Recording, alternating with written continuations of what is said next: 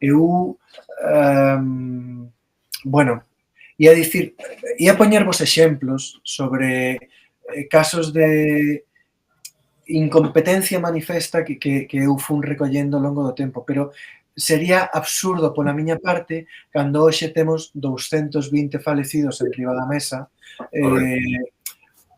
cun caso de directamente de neglixencia, de incompetencia extrema. Pode ser posible que suceda algo así? Que llo pregunten a eses 220 mortos si pode ser posible ou non. Efectivamente. Por que pasan estas cousas moitas veces? Bueno, pois un pouco conectando tamén co que dicías ti, porque empezas a ver en realidade cales son os profesionais que teñen nas súas mans a xestión de situacións dese tipo e dis, hostia, pero é que este tío non ten absolutamente ningunha formación. Este fulano está posto aquí porque é amigo de, porque é cuñado de, porque é o fillo de... E logo, cando chega a hora de xestionar ben os recursos que dependen deles, resulta que nin sequera tiñan nin puta idea que existía un teléfono ou un sistema de aviso de emerxencias. Esas cousas, con maior ou aínda máis maior gravidade, suceden, porque aí, claro, aí, bueno, joder, durante moitos anos, prácticamente todo o entramado administrativo ourensán foi o paradigma do nepotismo máis absoluto. Eso estaba pasando, así que non... todo iso ten que ver co que dicíamos ao principio. Hai unha parte de nós que quere pensar que é ficción, porque si é certo, estamos jodidos. Si é certo, temos un problema. Aí atrás había... convidáronme a...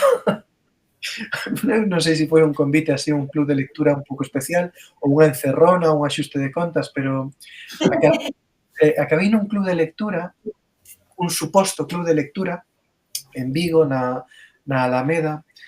Para que vos fagades unha idea, cando cheguei ao enderezo, resulta que a casa na que se facía o club de lectura era a casa de Carlos Mouriño, o dono do Celta.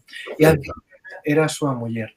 Os convidados eran, así, grosso modo, para que vos fagades unha idea, a fiscal xefe, o fiscal xeral de Galicia, o conselleiro de Contas da Xunta de Galicia, dous bufetes máis importantes de Galicia, varios membros do Consello de Administración do Celta, un membro do Consello de Administración de Prensa Ibérica, e estaban fastidiados porque un dos que non puidera asistir a esa reunión era outro habitual que non perdía ningunha delas, que era el obispo.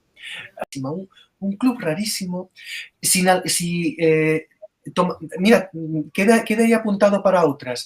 Si en algunha ocasión, non sei se tivestes a un escritorazo que a mí me parece grandísimo, que Juan Tallón, tivestelo no club algunha vez? Non. Pois non deixedes pasar ocasión. Apuntade, porque máis agora estes días Juan Tallón ten obra nova. Si tedes ocasión, falade con el, contactade con el. Se non tedes o contacto, eu podo volo pasar. Porque, ademais, entre os millóns de cousas grandes, bonitas e interesantes que ten para contar Juan Tallón, tamén está a súa experiencia neste club, para que vexades que eu non exaxero nada, el estivo antes que a min e deronlle hostia.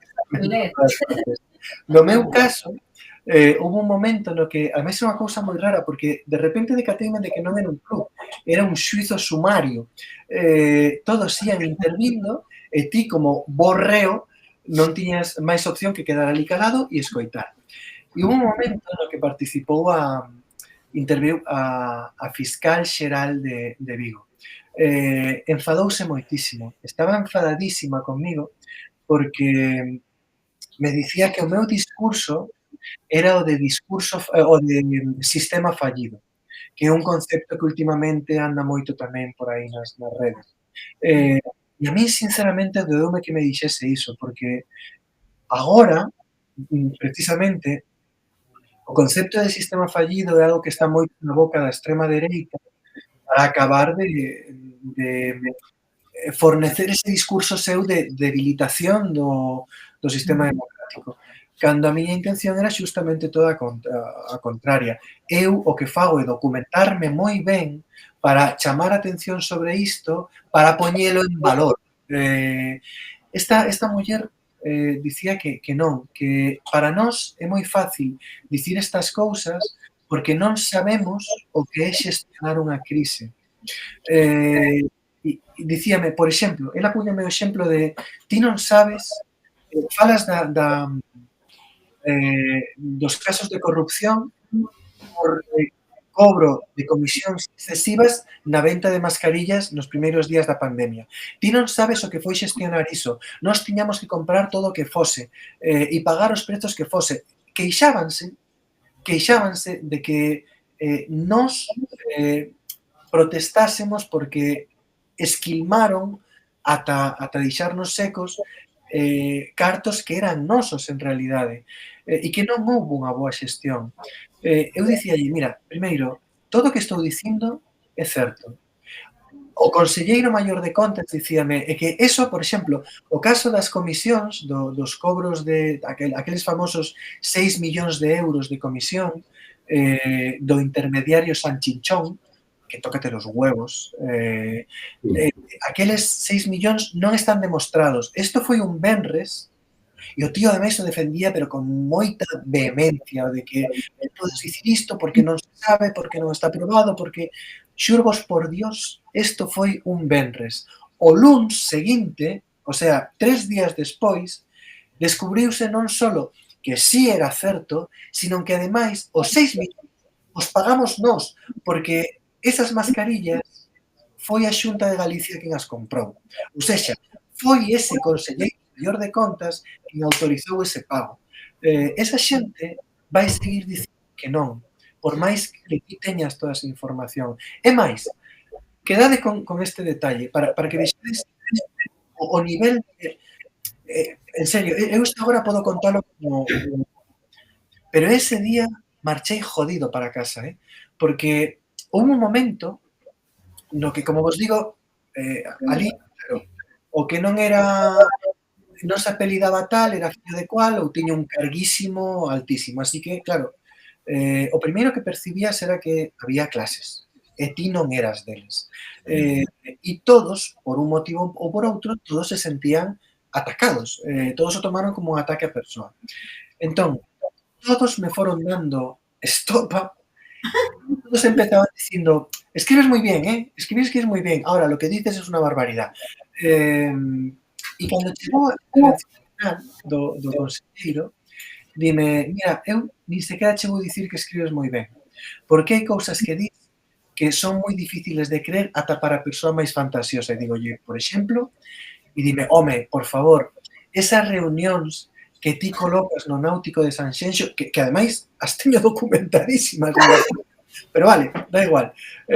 Dime, ti crees realmente que sería posible que existise unha reunión no que houvese representantes de tantos grupos e sectores de poder diferentes? E entón, sabedes cal foi a miña resposta? Fiscal xefe, magistrado, empresario, o dono do Celta, a cadeira baleira do obispo, a xuiza de... Bueno... No club de lectura. Sí. Exacto. Total. Os huevos de dicirme que non. Pois, así, efectivamente, teñen os huevos de chamarte á súa casa e lerte a cartilla. E, efectivamente, dis, hostia, se isto volve pasar, se volvemos ter, porque eles se queixaban todo o tempo de ti non sabes o que era xestionar unha crise como aquela, e pensaba, sí que o sei, sí que o sei o que é vivir eso, porque como a todos, a min tamén me morreu xente polo camiño, e pensaba, hostia, si este é o nivel, como volo pasar algo así, e volveu pasar. Non hai moito espazo para ser moi optimista nese sentido. De verdade, creo que vou repartir tranquimacín para que podades ir para casa tranquilos. Eu teño unha curiosidade como narrador. explicache que, bueno, a labor de pesquisas, documentación que é moi importante, claramente, e que en 95% penso que escoitei que era verdade. Eres case un personaxe da túa novela. Cando chegabas a casa e escribías, como era a situación? Ti formabas parte da novela. Era o que facías pesquisas e conocía todo. Como era isto? Porque ás veces non te sentías un pouco... Investigador privado, así. Sí, incómodo. Detective. Incómodo tamén, porque Anche falaba cos personaxes, non? O autor eras verosímil, pero eres un escritor, non? A ver, supoño que si eu chego a ser tamén un personaxe das miñas novelas, aí é onde todas se convertirían en comedia, nunha comedia patética. Entendo que dis, porque... O punto era demasiado serio para ser unha comedia, bueno. Bueno, espera que apareza polo medio e xa verás. Pero entendo ben o que dis, porque, a ver, mira, moitas veces, e eu teño, isto teño moitas veces, e me teñen tirado colegas, amigos, escritores e escritoras que me tiran das orellas por dicir estas cousas. Pero é verdade que agora xa vou intentando modular un pouco o discurso, pero durante moito tempo dáme moito pudor cando alguén me pedía que me presentase como escritor, porque non me sentía así. Eu, en realidade, o que pensaba que estaba facendo era, pois, xustamente, dialogar contigo. Eu o que busco é darlle a forma axeitada a algo que non entendo, a algo que me preocupa, a algo que penso que podería ser productivo, poñer en riba da mesa para todos e lanzarcho. Pero non porque eu teña ninguna autoridade, nin moito menos, senón porque creo que o mellor da conversa que podemos establecer ti e máis eu sí que acaba saindo algo, ou polo menos eu podo aprender algo. Nese caso, cando como para min é tan importante que a proposta que che vou lanzar a ti che vala a pena, que o teu tempo que me pague a pena, claro, eu necesito asegurarme de que cho lanzo ben. E para eso, por eso me inmiscuo tanto na novela, comezando xa pola súa documentación. Supoño que, claro, nunha historia como esa, onde todo o mundo ten a súa cota de protagonismo, pois debe de ser moi tentador imaginar que eu tamén teño a miña, ou pensar que eu teño a miña, pero tamén creo que a miña responsabilidade facerme un lado. Precisamente polo que dicía antes, porque a min o que me daría moito medo nun caso como este, por exemplo, é contaminar a historia coa miña idea, co meu propio prexuizo, porque eu tamén o tiña. Como, bueno, imaginade, para toda esta xente da que vos falaba antes, deste club encerrona, eu era unha especie de, como me chamaron? Rojo conspiranoico. E de feito, un momento no que unha señora se enfadou moito e cando eu lle dicía, non, pero de verdade, eu documento moito isto. E sí, efectivamente hai unha parte que é hemeroteca. E me dice, pues será en el Público, en el Diario ou en esos periódicos de rojos. Señora, vamos a ver.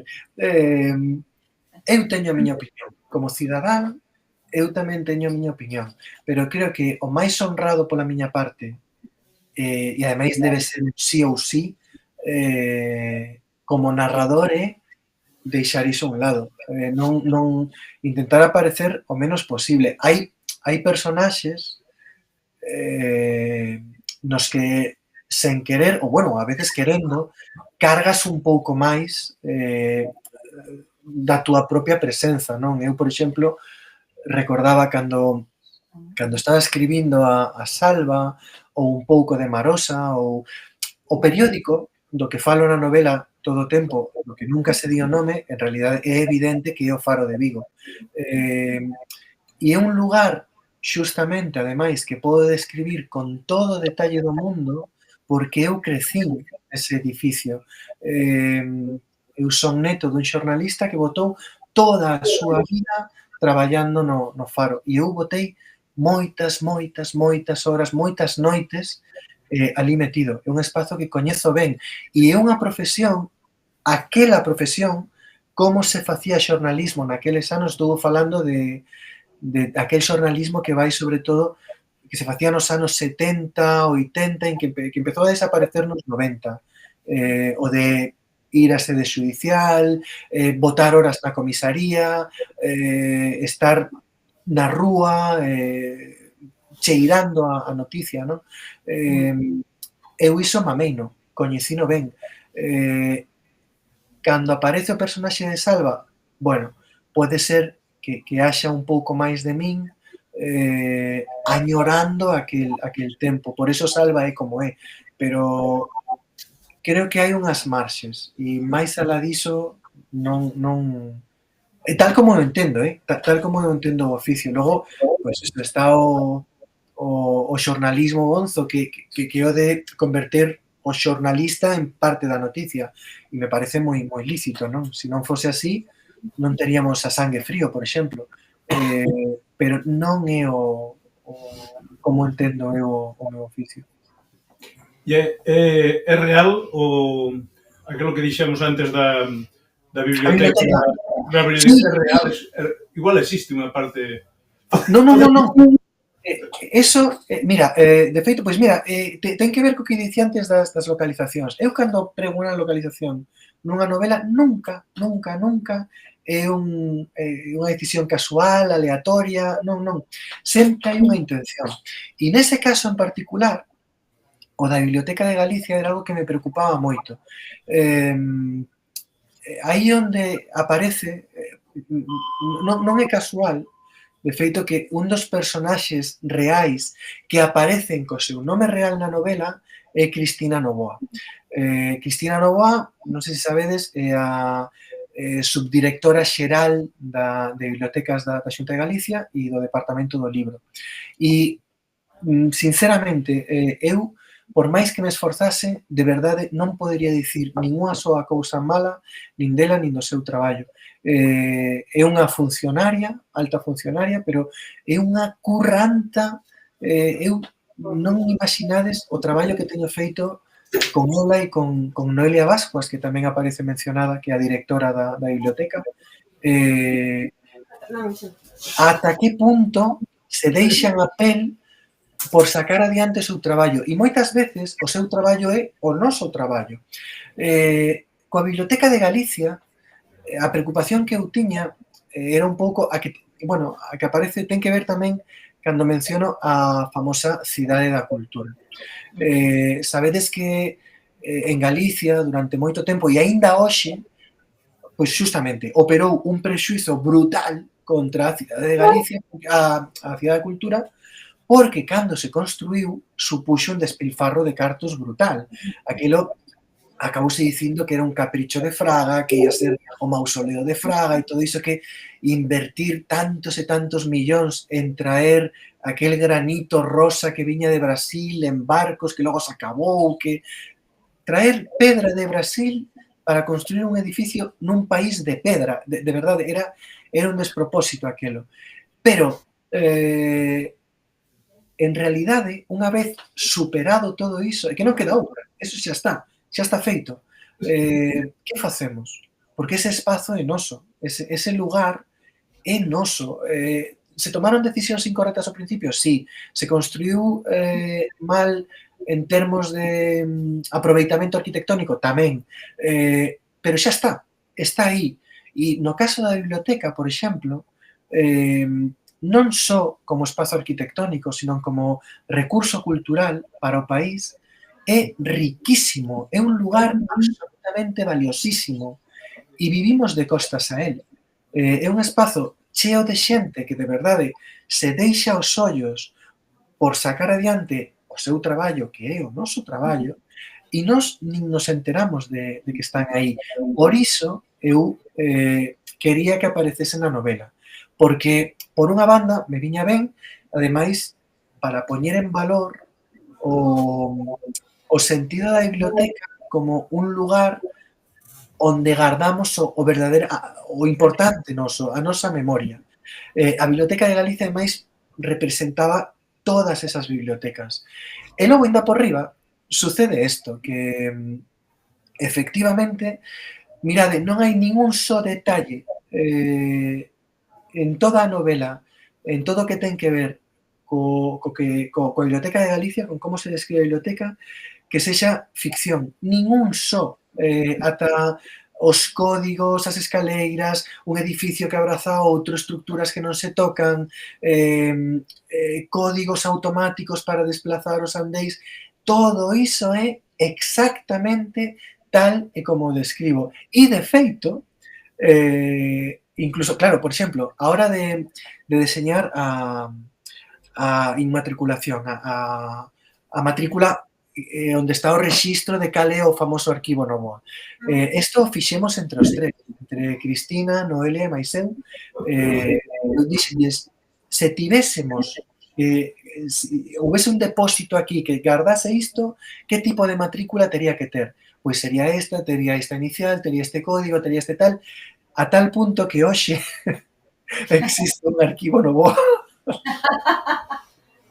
na Biblioteca de Galicia. Aí hai 4 cadernos meus, pero está. Que bon eso, que bon. E é así, sí, todo eso está aí. E está, de feito, a ver, mira, hai pouco, por exemplo, non sei se foi por maio ou abril, sí, foi por maio, pola cousa das letras galegas, pedíronme uns amigos de aquí, de Gondomar, que levan o Espazo Lectura, o Club Sete Vidas, que tamén é xente moi activa, se podían facer un paseo polas localizacións da novela, por Santiago, por distintos sitios, e dixenlles, mira, imos facer algo mellor. Falei con Cristina, pedilles permiso e dixen, oye, podemos ensinarlle as tripas da biblioteca a esta xente? Mi madriña.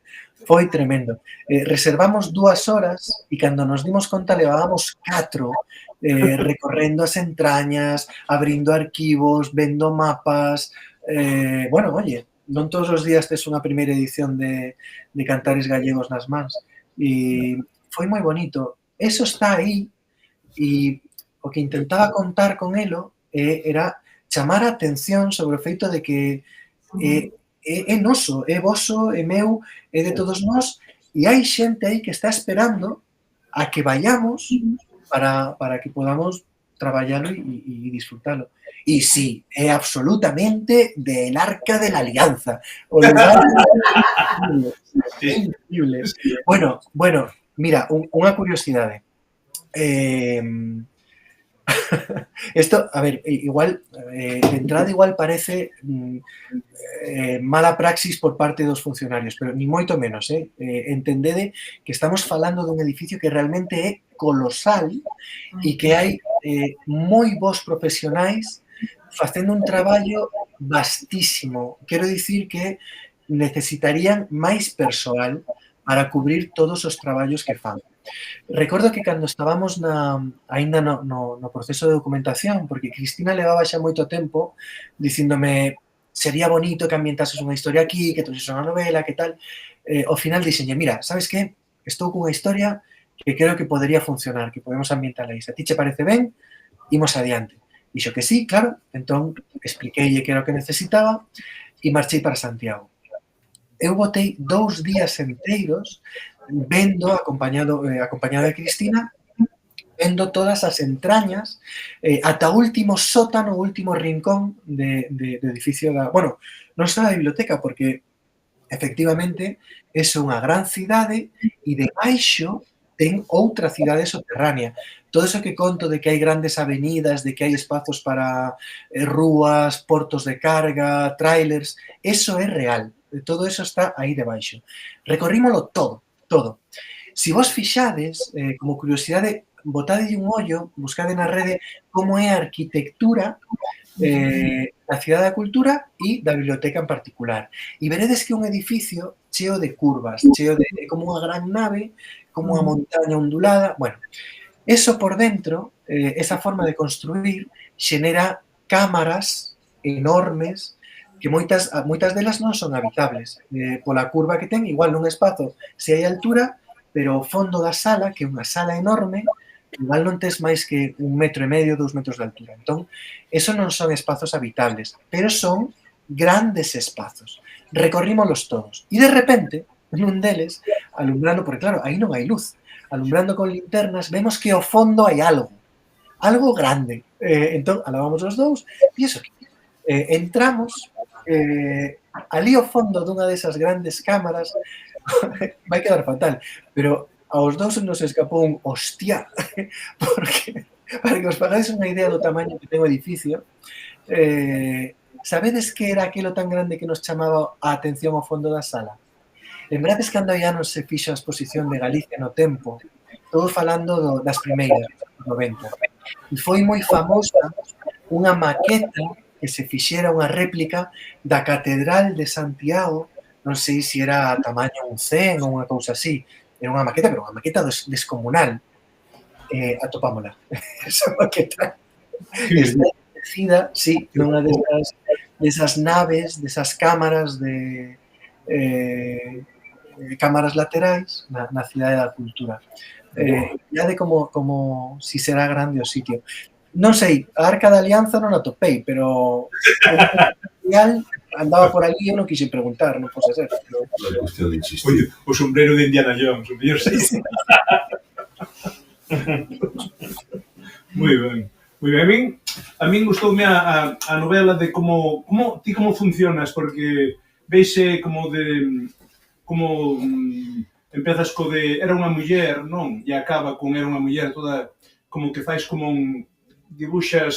fais un dibuixo de como vai ser a novela, dentro de aí metes todo o argumentario, pero veixe como é todo moi redondo, non? Que toda como fais como empezas, como colles o lector, collelo polo pescozo, describindo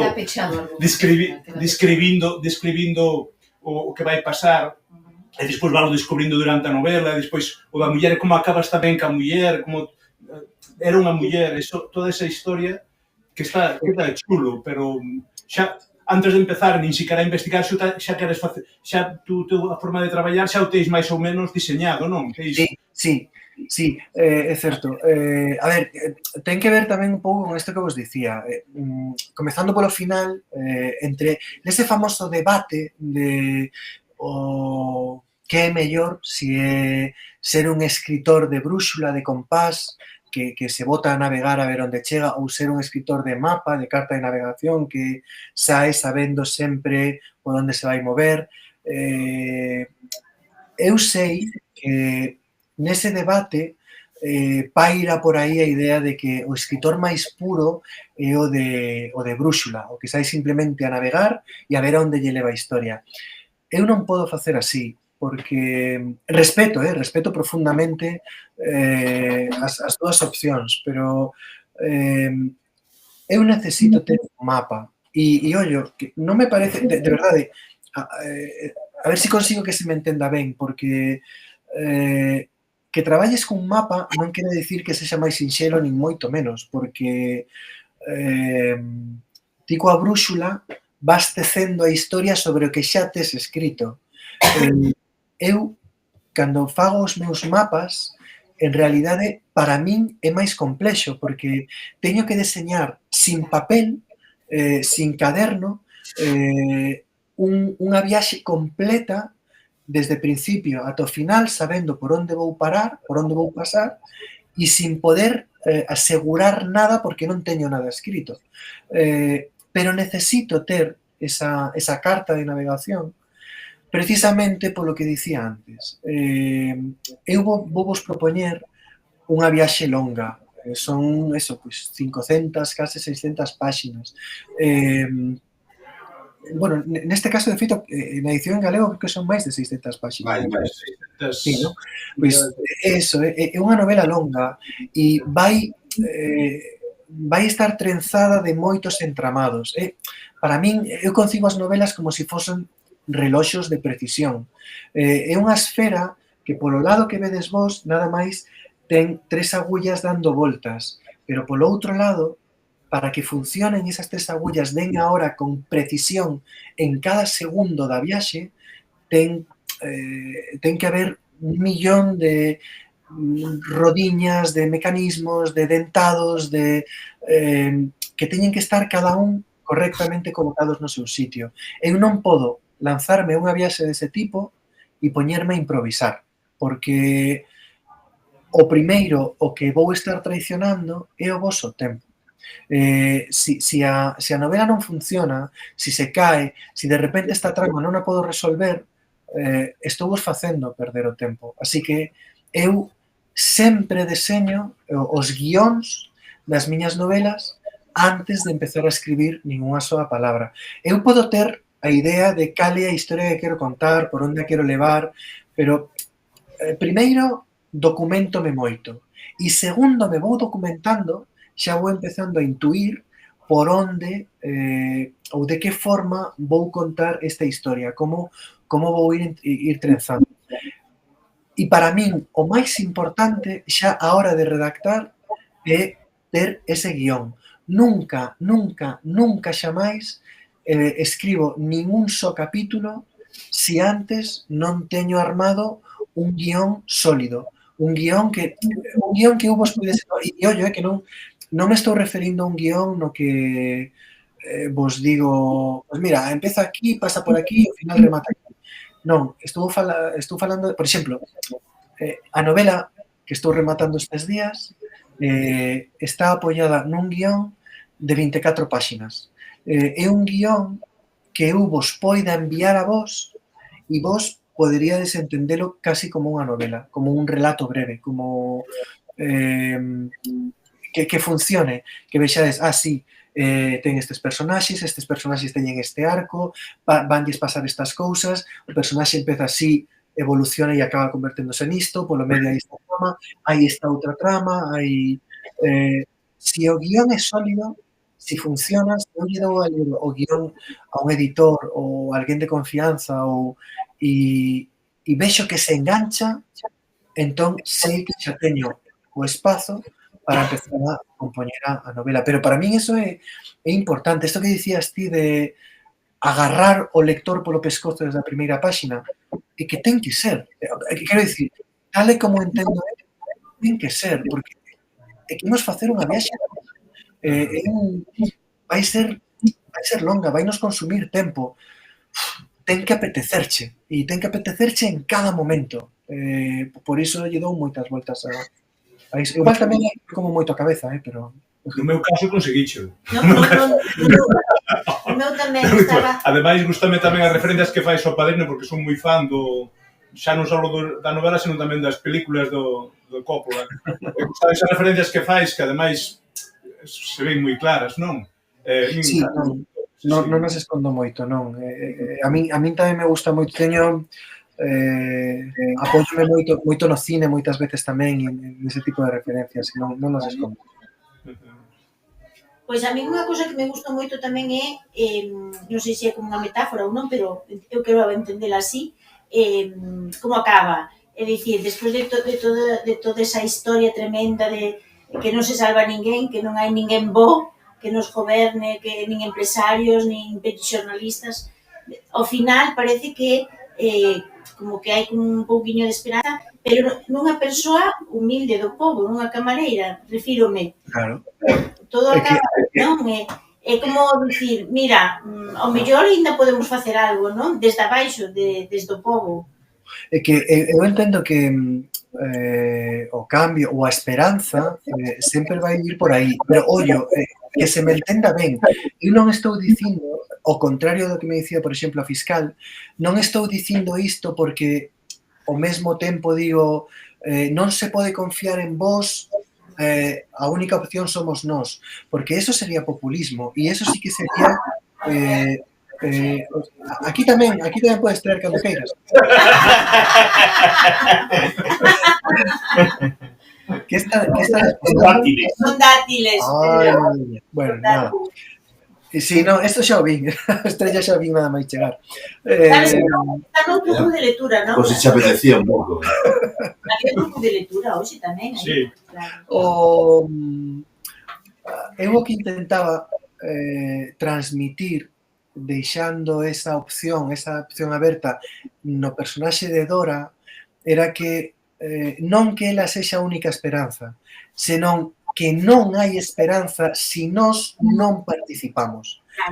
Porque sí, eu sí creo no sistema, pero creo que un sistema que a amenaza que ten agora mesmo é convencernos de que non se pode facer nada, que está roto e entón fomentar esa desesperanza, ese desinterese, ese descrédito.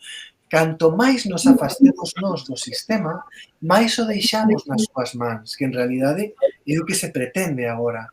Por iso eu buscaba esa maneira de implicar a Dora e a Marosa e, ollo, tamén a Gael, porque eu sei que hai moita xente que se enfada comigo, porque, claro, Gael, ao longo de toda a novela, era como a esperanza, como alguén que intenta facer ben o seu traballo, e ao final acaba corrompéndose. En realidade non. E aquí hai unha pequena miseria, que por suposto vos vou contar, porque non teño que ir. Non sei se vos decatastes, pero en canto ao discurso, a novela remata desta maneira que vos acabo de dicir. Pero en canto ao artefacto narrativo, en realidade, a novela ten unha trampa aí, e é que está disposta, tal e como está, antes vos falaba das viaxes que fan os personaxes ao longo da novela. Ben, pois, nin Gael, nin Dora, nin Marosa chegan a ningún punto terminal. Simplemente están nunha estación de transbordo para pasar a outro tren, a outra liña, a outro metro, a outro que sexa. Porque aí tiven unha dificultade. Cando estaba con todo ese proceso de documentación, chegou un punto no que eu mesmo estaba agobiado, porque acabei recollendo tanta información, tanta documentación, que pensaba, como diablos meto isto nunha soa novela? Entón pensei, bueno, pois que non sexa unha, que sexan varias. De momento, céntrate nesta parte da historia e logo xa veremos como resolvemos. Durante moito tempo pensei en seguir escribindo, en escribir unha continuación, unha segunda parte. Por eso eses personaxes, narrativamente, rematan como rematan. E o que me interesaba, de aí esa viaxe de deixar a Gael como Michael, porque sí, asume ese rol, pero o que pensaba facer era logo seguir e unha vez desde dentro facelo reventar todo. Igual que o vai facer Dora, igual que o vai facer Marosa. Logo pensei que, bueno, igual está ben ter chegado ata aquí e non ter que ir a dormir a Pereiro de Aguiar ou Carlos. Igual é un momento para deixarlo. Si as segues, eu quero sabelo, vamos, non, aí está. Ademais, isto é unha cousa que fago moito. Perdón. De momento, nada máis o fixen 2 veces, pero non son eu nunca fui un autor destes de saga, de triloxías, de agora escribo este personaxe porque vou facer esta e esta outra máis. Cando eu volvín a empregar os personaxes dos Fillos do Mar, anos despois, con 2 novelas polo medio, porque a novela que quería contar nese momento pensei, esta historia lle vai ben a voz de Marín e Simón, por eso os vou a empregar. Agora, a novela que estou rematando estes días emprega personaxes de Un lume azul, porque o tipo de historia que estou escribindo e a dureza da historia que estou contando lle encaixa ben a voz dos personaxes de Un lume azul. Pero non tiña esa vocación tampouco de sagas ni nada. Así que, de momento, que a xente siga enfadada con Gael e xa veremos que é o que fai el. Vale. Bueno, sí, pois... para cando unha serie de Netflix? Sabes que agora estamos todos aí. Curiosamente, de feito, hai autores que xa directamente escriben con ese formato na cabeza, porque antes parecía unha loucura e agora que nos nos rondan a todos. De feito, eu coñezo o caso de... Bueno, eu mesmo vendín os dereitos xa de 3 novelas, pero claro, unha cousa é que vendas e logo que ese proceso acabe chegando á pantalla. Eu sei casos de... Tipo o exemplo de Netflix, pois eu teño unha colega aquí en Vigo que xa vendeu varias veces directamente a Netflix, pero logo o proxecto queda aí nun caixón. Outro día falaba con un amigo de Valencia que ten a serie rodada e quedou aí tamén nun caixón de momento. Hai como unha especie de loucura agora de disparate, de que todo é...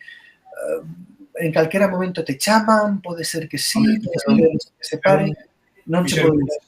Fixeron unha serie que aquela con Fariña, que era máis ben un ensaio, que non era unha novela, que era un ensaio. Claro. Era unha serie, tanto a novela de Amador como a túa, poderían facerse moi ben un buen guión para unha E serie. tanto, é verdade. A novela moderna é moi cinematográfica, non? Sí. Sí. Tamén hai tanta produción que...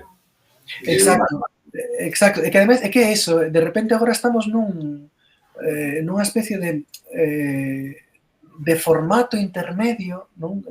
A min, por exemplo, cando me chaman para falar cos rapaces, sobre todo en institutos, non? E cando se dá ese pequeno conflicto, hai un momento no que os profes sempre me din, fálalles de cales son as túas referencias, para que eu lle recomende libros, novelistas, e claro, sí, os comento, pero que a continuación, en realidad este libro me recorda, mira, o libro non me gustou, pero a adaptación que se fixo, ou mirad esta película, ou recomendo, por exemplo, Thomas Harris, El silencio de los corderos, pero, joder, hai 2 películas del silencio que están moi ben adaptadas. Isto me leva a recordar que outro peliculón nesa liña que non ten unha novela detrás é Seven. E isto me recorda esta outra música. Os profesores acaban enfadadísimos conmigo porque ao final... Claro, preguntándose por que coño nos está falando dos Sex Pistols se eu lle preguntei por libros? Pero que é o que distí, Amador. Eu creo que estamos nun momento no que todo conflúe, non? Somos fillos mestizos deste momento, deste cruce de camiños, non? Entón, eu creo que é inevitable que haxa esas visións, non? O mellor para ir acabando, facéndoche caso que nos acabas de dicir dos nenos, fálanos de algún libro que nos recomendes polo club. Home, si ten que ser co autor, claro, que pasa que Tallón non publica en galego, pero recomendamos a Tallón solo para que vos contase a súa experiencia no microclub Bilderberg de Vigo. Eu non sei se... O Mourinho non terá un libro escrito. Como? O Mourinho non terá un libro escrito. Pois non sei.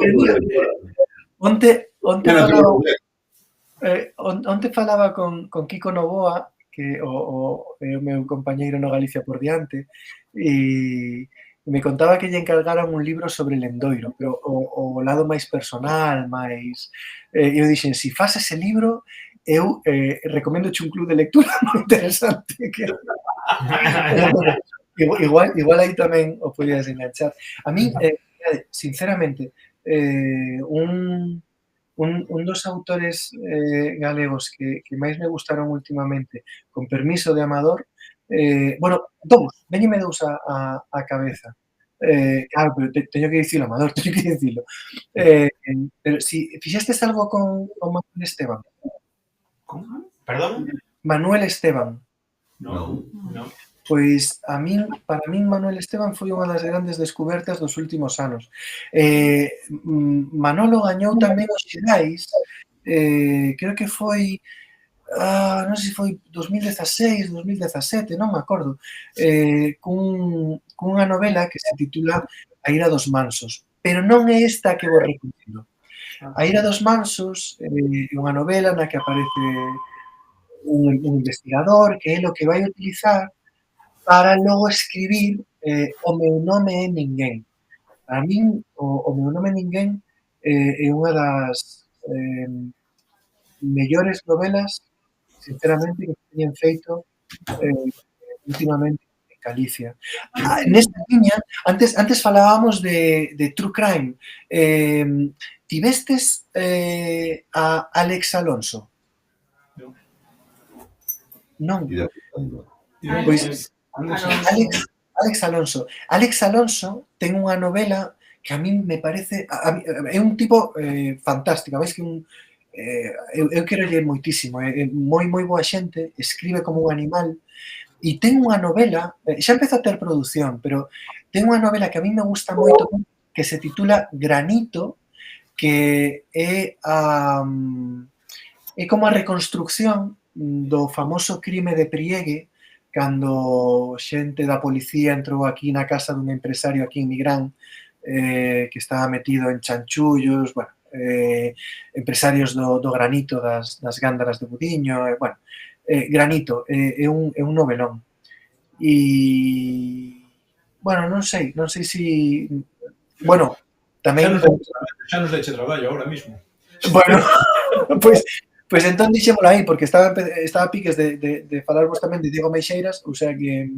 Bueno, grandísimo. Diego Meixeiras. A mí é enorme, Diego. A Meixeiras, Sí. Moi ben. Oye, temos que te agradecer moito, foi un placer verte. Sí. Ahora só falta verte tamén en directo para tomar Nada, eso será en breve seguro, xa veredes. tomar unhas cervezas. Eu quedei con moitas ganas de ir á biblioteca galega e ir contar contos. Sí. Oh.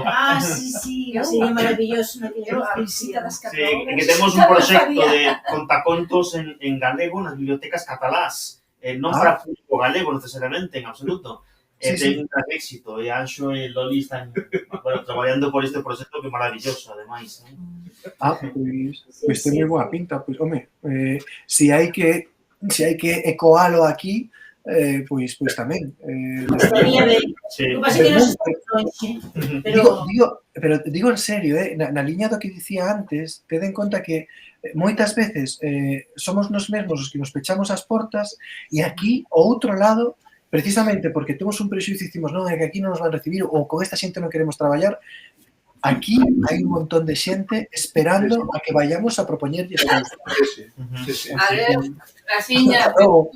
Vale, hasta logo. Graciña, Hasta logo, boas María. noites. Vale, pois, deixámoslo aquí, vale. Sí. Vale. Pedro, non sei... Moitas gracias. Veña, No. gracias. Gracias a vos, que de verdade que... Eu dicía yo Amador, eu agradezo moitísimo todos estes convites, porque tamén polo que dicía antes, para min eu escribo o que comentábamos, buscando ese diálogo, eu non teño autoridade para darlle a ninguén leccións sobre nada. E creo que a escritura, polo menos a min, serviume precisamente para iso, para conectar, para non sentirnos tan sós.